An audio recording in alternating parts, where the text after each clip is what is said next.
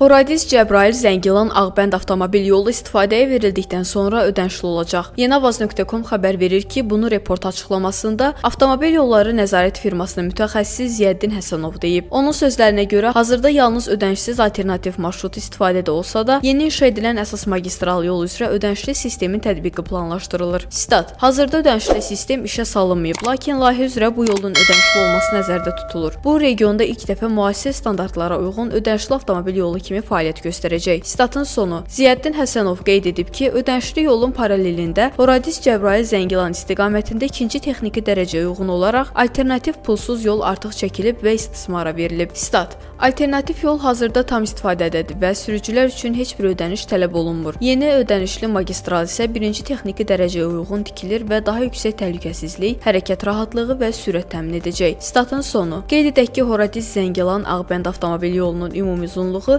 123,6 km təşkil edir və layihənin 2026-cı ilin ikinci yarısında yekunlaşdırılması planlaşdırılır. Xatırladaq ki, daha öncə magistral bir Bakı-Quba Rusiya Federasiyası ilə dövlət sərhəd avtomobil yolunun Hacı Zeynalabdin Tağıyev qəsəbəsindən başlayaraq tikilən yeni avtomobil yolunun 129 kilometrlik hissəsi də ödənişli yol kimi müəyyən edilmişdi.